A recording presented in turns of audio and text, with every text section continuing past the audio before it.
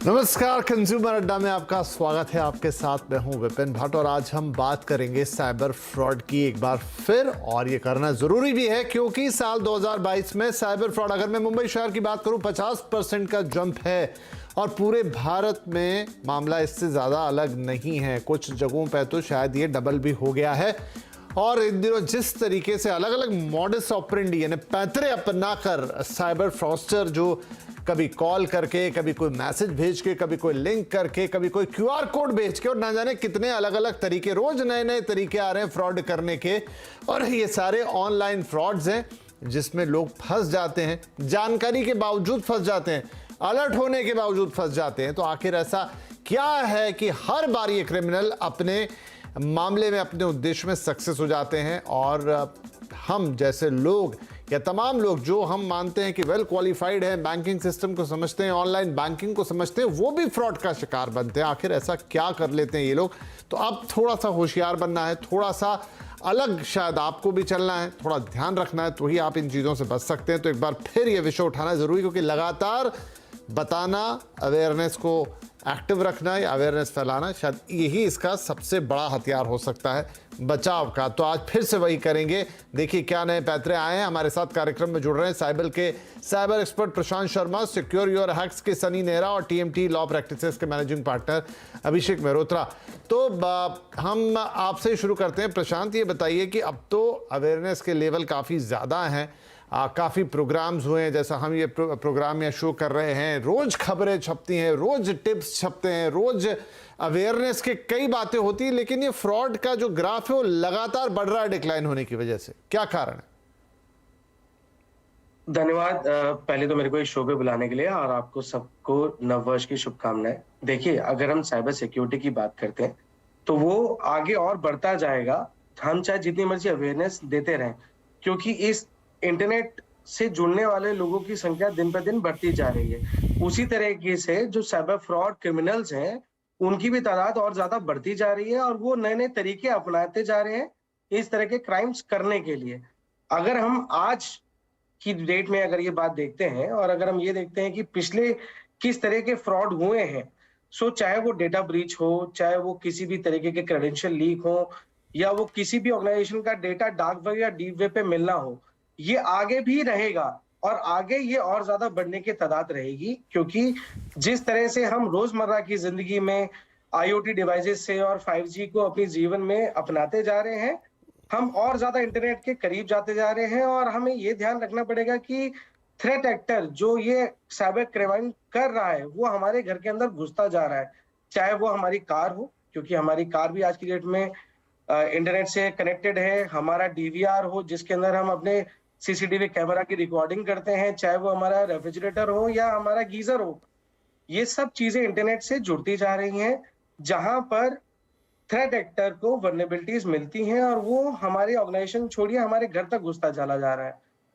AI और ML को हम आज की डेट में अपनी जीवन में उतारते जा रहे हैं बहुत सारी एप्लीकेशंस के थ्रू।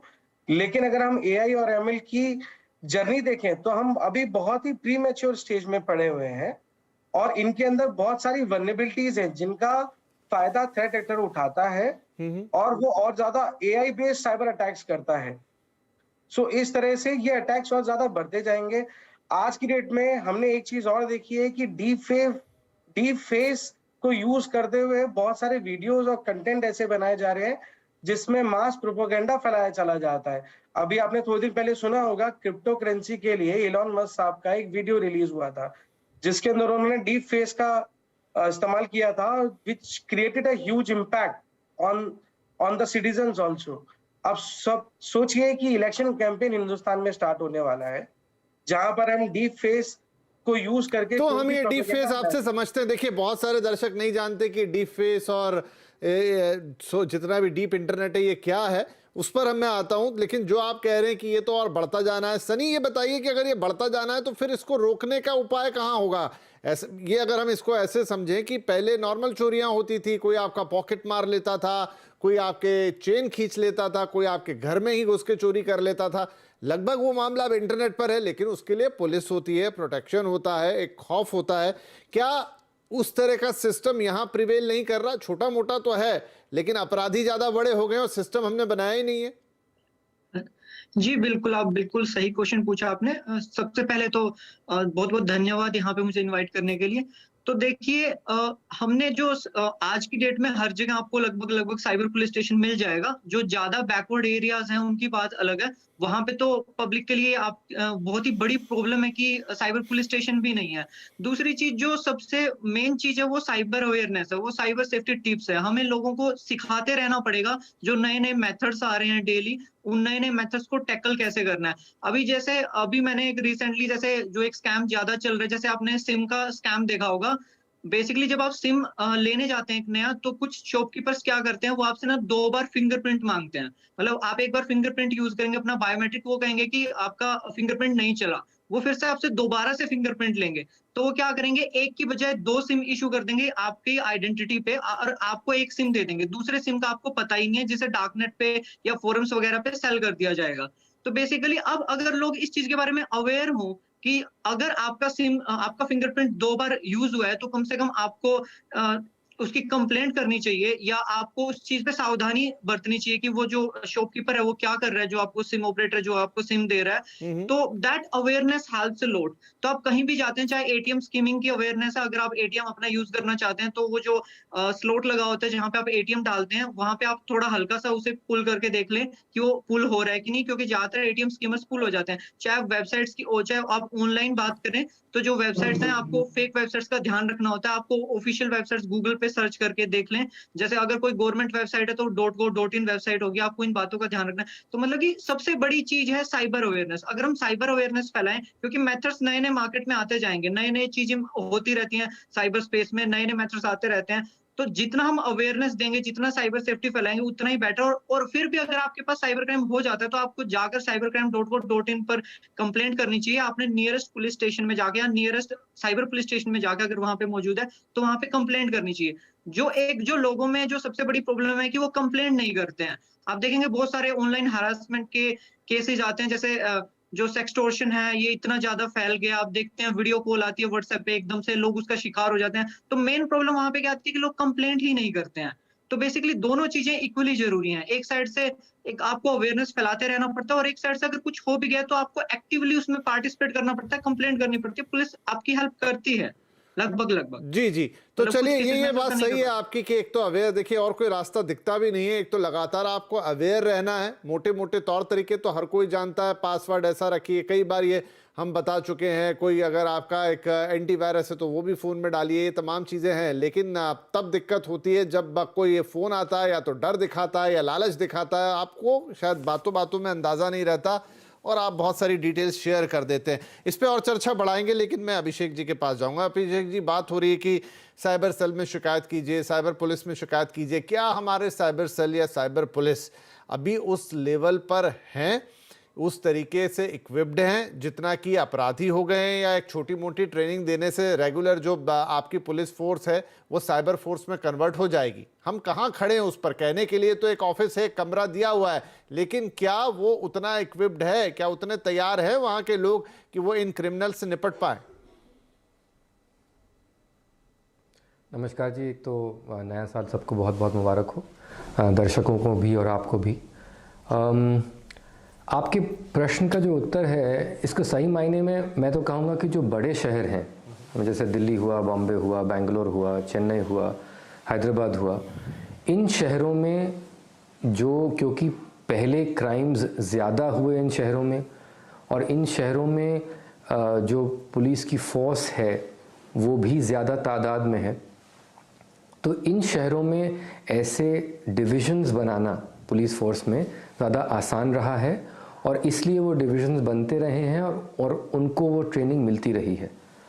जैसे अभी सनी जी मेरे से पहले कह रहे थे कि फिर भी आपको हर एक स्टेट में तो खैर of course cyber cell unit होता है, पर उस साइबर सेल यूनिट की पहुंच कितनी दूर तक है, अंदरूनी इलाकों तक है कि नहीं, कैटेगरी सी डी ई शहरों में या फिर गांव में है कि नहीं, वो आजकल मतलब कहना मुश्किल होगा कि लास्ट माइल जो कहते हैं कनेक्टिविटी, इंटरनेट की तो होनी शुरू हो गई है, but last mile connectivity execution या फिर ये पुलिस मशीनरी की अभी तक नहीं हुई है।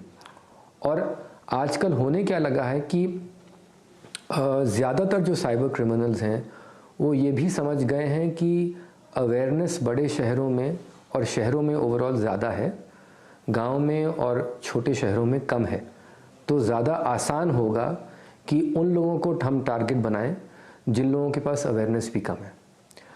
At the end of the day जो मतलब मेन जो मुद्दा इसमें ये है ना कि एज अ कंज्यूमर हम अगर कोई गुड्स या सर्विसेज खरीदने जाते हैं तो जिसके पास भी जा रहे हैं वो सामान खरीदने हम या फिर सर्विस लेने के लिए, या फिर वो या तो इंडिविजुअल है या दुकान है या कोई मॉल है या फिर कोई ऑफिस है, हमेशा एक लेवल होता है ट्रस्ट का, भरोसे का। हम उस भरोसे के बेसिस पर ही कंज्यूमर बनते हैं और वो सर्विसेज कंज्यूम करते हैं। लेकिन ये लोग जो साइबर क्रिमिनल्स हैं उस भरोसे का गलत फ़ायदा उठा के आपसे वो पैसा ऐंठने की कोशिश करते हैं। हम सारे ह्यूमन बीइंग्स में एक जिसको कहते हैं ना इनेट सिक्स्थ सेंस एक होती है, हमें एक बेसिक पता लग जाता है कि जिस लेवल की हमारे साथ कॉन्वर्सेशन हो रही है, जो हम ऐसा चीज़ें पूछी जा रही हैं, जो अभी एग्जांपल दिया सनी जी ने कि आपसे दुकानदार 2 बार क्यों बायोमेट्रिक मांग रहा है, आपसे क्यों थंब इम्प्रेशन फिर से मांग रहा है, तो अगर हम उस चीज़ को उसी लेवल पे क्वेश्चन नहीं करेंगे तो हम अपनी एक इनेट सेंस जो होती है उसको हम इग्नोर कर रहे हैं जी।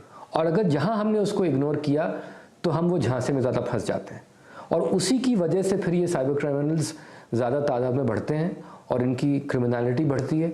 और जब इनकी क्रिमिनलिटी बढ़ रही होगी, इनके नंबर्स बढ़ रहे होंगे, तो उतने लेवल पे अगर पुलिस फोर्स नहीं बढ़ेगी या उसको ट्रेनिंग नहीं मिलेगी तो फिर वो रेजोल्यूशन नहीं हो पाएगा। ठीक है, तो एक तो है कि आपके साथ घटना घट जाए, आप उसकी शिकायत करें, फिर एजेंसीज हैं वो अपना काम करती हैं।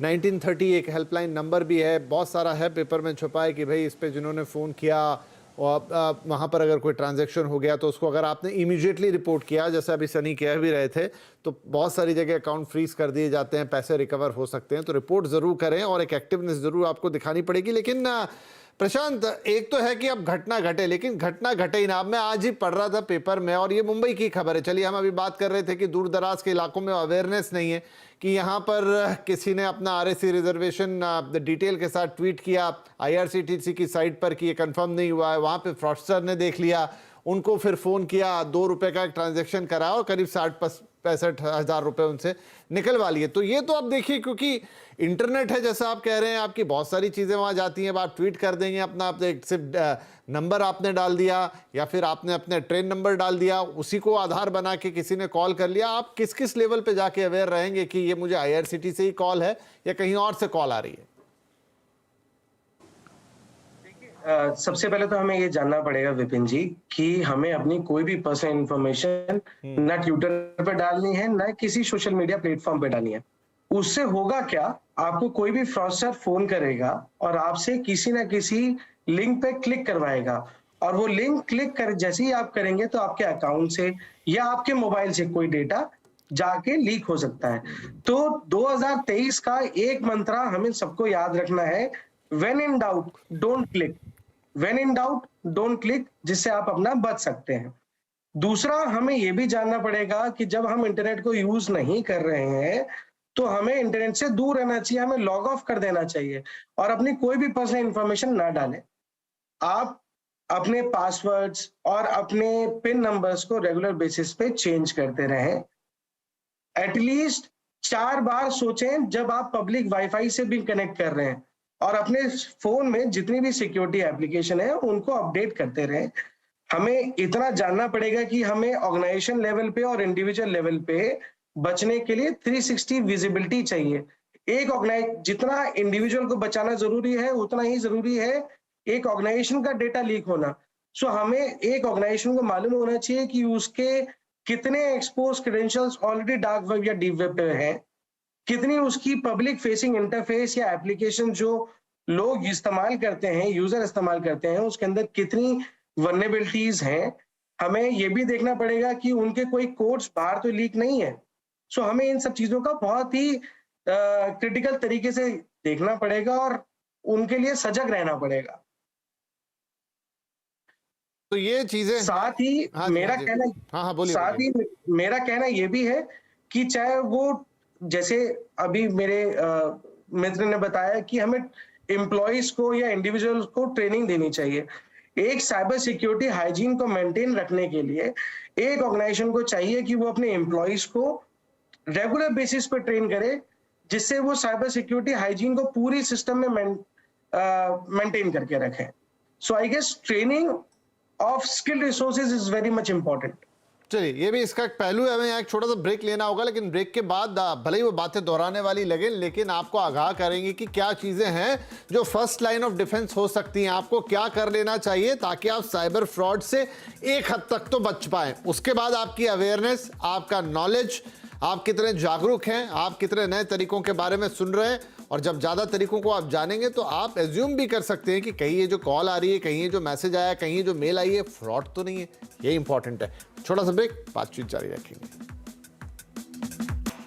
Welcome back. आप देख रहे हैं कंज्यूमर अड्डा, जहां पर हम कह रहे हैं कि साइबर फ्रॉड लगातार बढ़ रहे हैं। पिछले साल भी इसमें 50% का इजाफा हुआ है और 2023 में और नए हथकंडे और नए पैतरे लेकर ये साइबर क्रिमिनल्स आप पर अटैक कर सकते हैं, आपके पैसे निकाल सकते हैं, आपकी कोई ज़रूरी इंफॉर्मेशन चुरा सकते हैं और ना जाने क्या क्या कर सकते हैं। अब आप कैसे इससे बचेंगे? तो ब्रेक से पहले हमने थोड़ा फोकस किया कि क्या कुछ हो रहा है। अब जरा थोड़े से टिप्स भी आपको दिए जाएं। तो सनी, आप देखिए, बहुत सारे टिप्स हमारे दर्शक जानते हैं, लेकिन फिर भी क्या उसमें major first line of defence के लिए आपको क्या करना है? आपके पास एक फ़ोन होता है जहां पर बहुत सारी चीज़ें हैं, आपका लैपटॉप है, कंप्यूटर है, चलिए IoT वाली चीज़ें भी हैं, लेकिन अभी शायद बहुत सारे लोग उनका उतना इस्तेमाल नहीं कर रहे, लेकिन शायद फ़ोन सबके लिए सबसे वर्नरेबल पॉइंट है। तो देखिए, जैसे सबसे पहले, जैसे अभी प्रशांत जी ने भी बात की थी, वो थी कि लिंक्स पर क्लिक नहीं करना है। देखिए, जनरली अगर आप कभी भी लिंक पे क्लिक करेंगे तो ऐसा नहीं है कि एकदम से आपका फोन हैक हो जाएगा। उसके लिए तो बहुत ही सोफिस्टिकेटेड एक्सप्लॉइट चेन्स होते हैं जो बहुत महंगे होते हैं, जो जनरली स्कैमर्स यूज नहीं करते हैं, जो बड़ी स्पाईवेयर कंपनी करती है।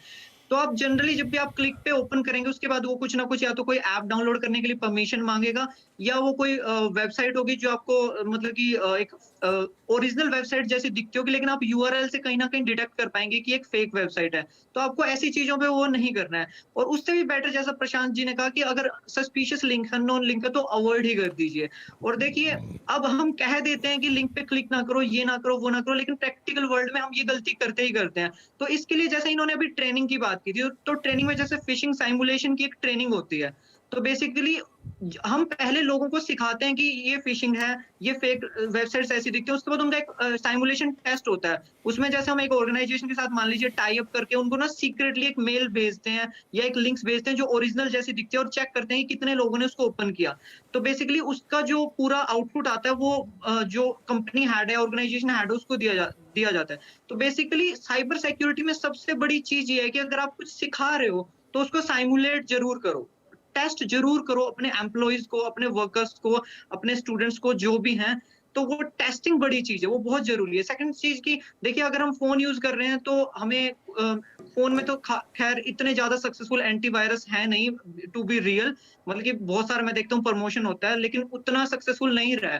क्योंकि अगर आपका मेन चीज, अगर आप जैसे एंड्रॉइड यूज कर रहे हैं तो आपका गूगल प्ले प्रोटेक्ट ऑन होना चाहिए। ट्रस्ट में, आप कोई भी एंटीवायरस यूज कर लो उसमें, आपके एंड्रॉइड फोन में अगर आपका प्ले प्रोटेक्ट चल रहा है तो प्ले प्रोटेक्ट उससे कहीं ना कहीं बेटर ही परफॉर्म करता है, जो मैंने खुद देखा हुआ है। ऐसे ही विंडोज में आज की डेट में जो विंडोज डिफेंडर है, वो बाय डिफॉल्ट आता है नई विंडोज में, वो, और साथ में आप कोई जैसे मालवेयर बाइट्स या इस टाइप का एक एडिशनल टूल डाल लीजिए, उसका कॉम्बो बहुत अच्छा परफॉर्म करता है। और अगर आप एक ऑर्गेनाइजेशन है तो आप थोड़े हैवी टूल्स के लिए जा सकते हैं। आप एक प्रॉपर सोक लगा सकते हैं, वहां पे आप अपना प्रॉपर कोई XDR या फिर कोई भी EDR, and point detection and response system, मतलब आपको थोड़ा सा एडवांस्ड वो वे यूज करना पड़ेगा वहां पे। चलिए, ठीक है, ठीक है, ये सारी चीजें आपको करनी है। 2 वे ऑथेंटिफिकेशन का हम कहते हैं, वो सब लेना है। लेकिन अभिषेक जी, ये तो एक तरीका हो गया जो टेक्निकल है, लेकिन इसमें आधे से ज्यादा, या मैं कहूँ 70% या 80% जो धोखाधड़ी हो रही है वो माइंड गेम है। कोई आपको कॉल कर रहा है, कोई आपको मैसेज कर रहा है, फिर वो आपसे किसी न किसी तरीके से कोई ऐसी चीज मांग लेता है जो आपको नहीं देनी चाहिए, और यहीं पर कई समझदार और अच्छे लोग भी फंस जाते हैं। तो क्या ये 24 घंटे जागरूक रहना, हर फोन को जिसको आप नहीं जानते हो कि मैं यहां से बोल रहा हूं, मैं बैंक से बोल रहा हूं, मैं IRCTC से बोल रहा हूं, मैं रेलवे से बोल रहा हूं, ऐसे हर कॉल को सस्पिशन की नजर से पहले देखना, भले ही वो सही भी आए, और कोई इंफॉर्मेशन ना शेयर करना, यही एक की हो सकती है। जो मैं अभी पहले प्रश्न के उत्तर में जवाब दे रहा था कि वो लोग खेलते हैं हमारे भरोसे से।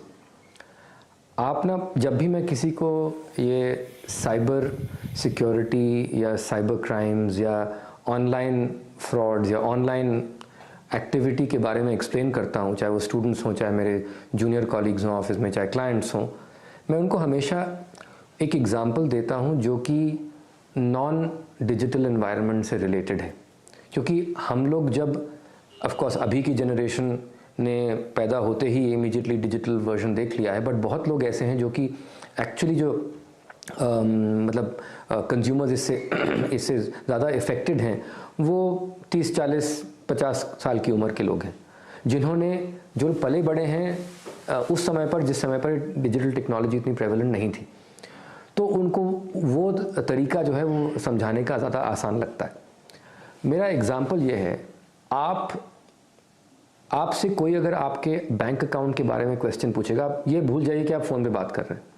आपसे कोई आके, जिसको आप बिल्कुल नहीं जानते हैं, आपसे आके वो आपके बैंक अकाउंट के बारे में बात करता है, आपके बैंक अकाउंट का नंबर पूछता है, आपकी डेट ऑफ बर्थ पूछता है, आपके और पर्सनल डिटेल पूछता है, आप कभी उसको ऐसा डिस्क्लोज़ करेंगे क्या? आप तो अपने दोस्त को भी नहीं डिस्क्लोज़ करेंगे। जिसको आप बिल्कुल नहीं जानते हैं उसको आप ऐसा क्यों करेंगे?